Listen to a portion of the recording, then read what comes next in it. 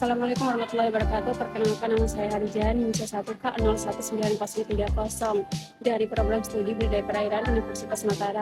Pada kesempatan kali ini, saya akan menjelaskan mengenai cara insersi pada tiram mutiara. Sebelum kita melakukan proses insersi, kita perlu mengenal anatomi karang mutiara. Pada bagian nomor 1 itu adalah mantel, nomor 2 itu adalah gonad, pada bagian 3 itu adalah otot, yang keempat itu adalah insang, 5 mulut, yang ke bagian 6 itu adalah bagian kaki, yang ke-7 itu adalah bagian bisus, nomor 8 adalah cangkang, bagian 9 itu adalah engsel, nomor 10 adalah lambung, nomor 11 adalah usus, nomor 12 itu adalah anus, 13 jantung, dan 14 itu adalah jaringan. Dalam proses insersi ada 2 tahap yang dilakukan, tahap sebelum dilakukan operasi dan tahap sesudah dilakukan operasi. Tahap ini akan menentukan nanti operasi akan berjalan lancar atau tidaknya, dan spat mutiara yang akan kita budidayakan itu akan bertumbuh dengan baik atau tidak. Pra-operasi. Pemilihan spat mutiara haruslah yang sehat dengan ketentuan. Yang pertama, ketebalan umbo sekitar 2,2 sampai 2,3 cm. Yang kedua adalah mantelnya menyebar atau tidak mengkerut.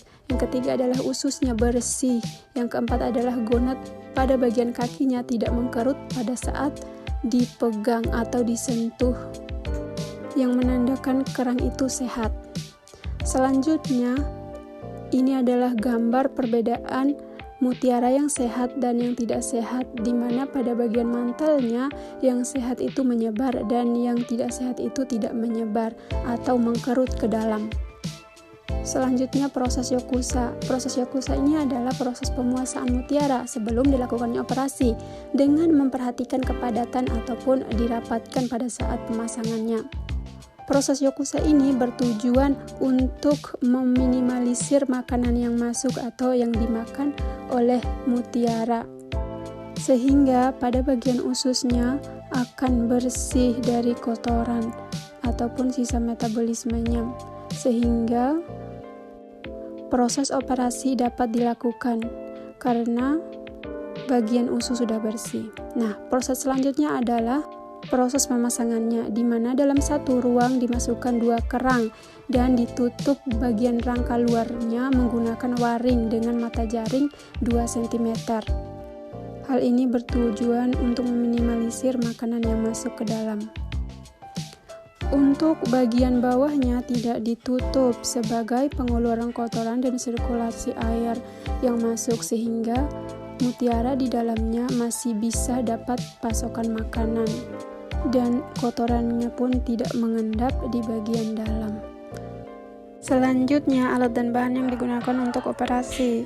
Yang pertama ada korsep, yang kedua ada gunting, yang ketiga ada pinset, yang keempat ada pisau operasi, yang kelima ada spatula penahan sobekan, yang ketujuh ada pendorong, yang kedelapan ada pemasuk nukleus, yang kesembilan ada pemasuk saibo.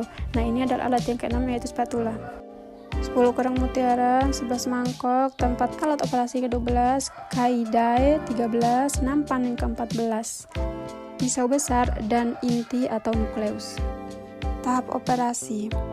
Tahap operasi dilakukan yang pertama, dibuka cangkang dan dipasang korsep sebagai penahan agar tetap terbuka.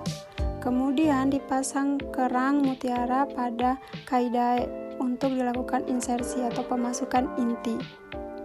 Digunting bagian mantel kerang donor untuk diambil sebagai saibo. Diambil bagian dalamnya. Nah, ini adalah hasilnya.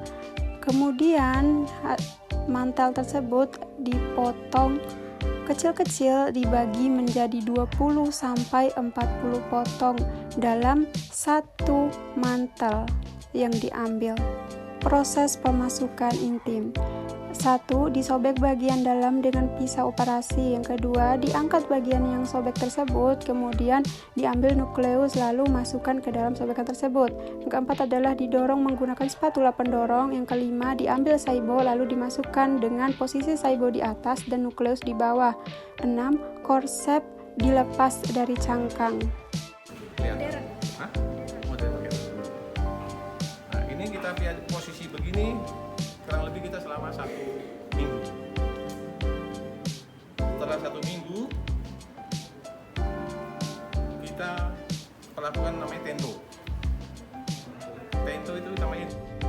Ini adalah proses pengikatan pelampung, dapat dilihat dalam video.